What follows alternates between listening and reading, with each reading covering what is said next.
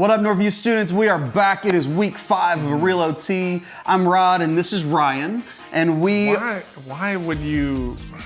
This is Ryan. Like, what? Like, do you not like me or something? If you guys were in the studio with this every week, you would get it, and you would understand why there's some inflection on that way I said that, Ryan. They know. They know. If they know you, they know.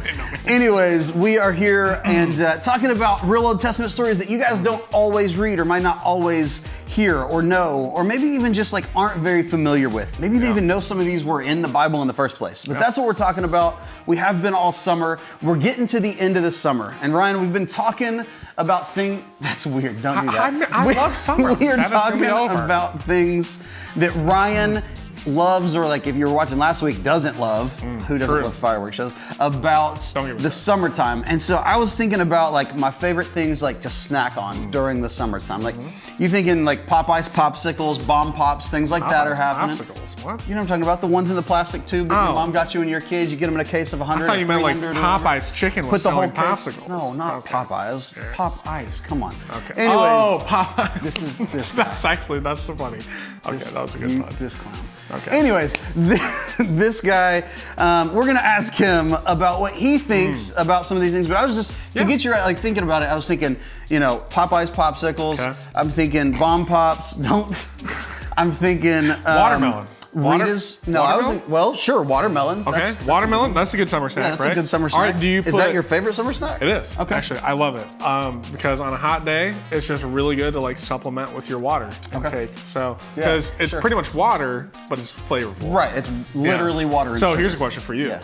Do you put salt or sugar on your watermelon? Absolutely, I want salt on my watermelon. It makes it so good. That's disgusting. My grandma does that. You're also wrong, and your grandma's right. Well, and she also says wash machine like wash machine. Well, she's wrong there. Guys, grandmas know what's up though. Salt on watermelon. Okay, well, regardless of whatever you put on your watermelons, watermelon is the best summer snack. I'll just say that. I also just bought an 18-pack of Bubblicious watermelon from Amazon. Bubblicious watermelon bubblegum. Watermelon bubblegum, Bubblicious. There's a lot of bubbles in that, whatever. Okay. But I got it for like $10 on Amazon, so it's a great deal. So I can feel like the sugar eroding away at my perfect teeth. I don't know that anybody has ever been like, yeah, I bought my bubblegum on Amazon. It's a great deal. No, but like you can't buy them in grocery stores anymore. And when I want my watermelon fix, I gotta have my watermelon fix. So it's really good. So anyway, that's watermelon.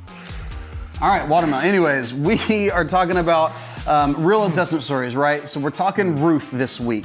The story of Ruth in the Old Testament. That's week 5 of Real O.T. So you guys... It's kind of like The Bachelor, really, of the Old Testament, is what it is. No. No? Not at all? Not even a little bit. Oh, sorry. All right. Well, I guess we'll let them decide as they watch the video. We'll see what the evidence has. We are talking Ruth, not The Bachelor, from the Real Old Testament. Enjoy.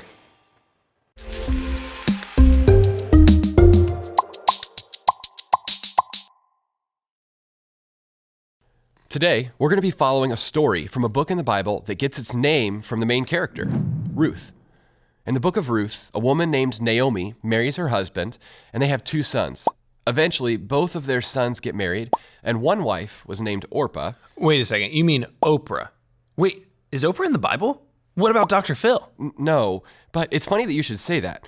See, Oprah was supposed to be named Orpah, but they actually got her name wrong on the birth certificate, so her mom decided to keep it as Oprah. Anyways, Naomi and her husband had 2 sons. One married Orpah, and the other married a woman named Ruth. Well, a famine came to the land, which means that they couldn't find anywhere to eat. It's like driving to Chick-fil-A on a Sunday. It's the worst. The worst. Yes, but everywhere was closed every day, so it was a little bit worse. They were forced to move to a different region. And after some time in the new region, all 3 husbands died, leaving Naomi and her 2 daughters-in-law, Ruth and Orpah. Rather than force them to stay with her, Naomi told Ruth and Orpah to go back to their hometowns. Orpah went away, but Ruth refused to leave Naomi. She felt a strong conviction to stay with Naomi, to help her, because she was old in age. Ruth stuck by Naomi regardless of her situation. So they both went to Naomi's hometown in Bethlehem to start a new life there. Naomi knew of a relative that owned a farm and sent Ruth to go work in his fields. In the fields, the farmers would come out and cut down grain to be collected. But as they went, they would often miss some. Women would walk behind the harvesters and pick up what they missed. And that is what Ruth did. She collected grain for her and Naomi. And so Ruth brings back the grain to Naomi, and Naomi is shocked at how much Ruth brings home. She begins to realize that Boaz is taking great care of Ruth and encourages her to continue to collect grain from his fields. Now, Naomi is sad because Ruth doesn't have a husband to provide for her and take care of her. So she comes up with an idea to set her up with Boaz, who's taken great care of her. Okay, Naomi, being a matchmaker, what kind of pickup lines do you think she gave Ruth to use? I totally would have set her up with a perfect one. Like, hey Boaz, do you live in a cornfield? Because I'm stalking you. He lives in a field of grain, not corn. You need to stop it with the pickup lines, man. It is not working for you. You see, Naomi doesn't give Ruth any pickup lines, but she tells her to go at night and find where Boaz is sleeping and uncover his feet and lay by his feet until morning. How is that romantic at all?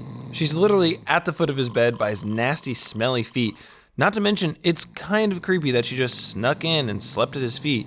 She really was stalking him. Well, it was a sign of humility and respect, and Boaz actually responded very positively and agreed to marry her and support her. But first, there was someone else who was supposed to marry Ruth because he was a closer relative to Naomi than Boaz was. Man, this is getting so confusing. So Ruth was on The Bachelorette and she had to choose who she was going to give her rose to? Not at all. In fact, it was actually up to the other relative to decide if he wanted to marry Ruth. They went to visit him, but he chose not to marry her. Ouch! Rejected! Exactly. But you see, it was his loss because Ruth was an incredible woman. And what's more, Ruth turned out to be the great-grandmother of David, who eventually became king of Israel. So she became royalty. So, the moral of the story is, if you want to marry someone, show up at their house uninvited, follow them around at work, and sleep at their feet at night. Works 100% of the time. Not even close. That story is such a great example of how God can use everyday, ordinary relationships to provide extraordinary redemption. You know, that whole book is only 4 chapters long.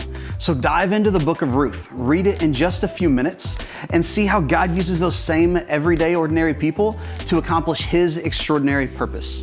That's all we've got for now. We'll see you back here next week.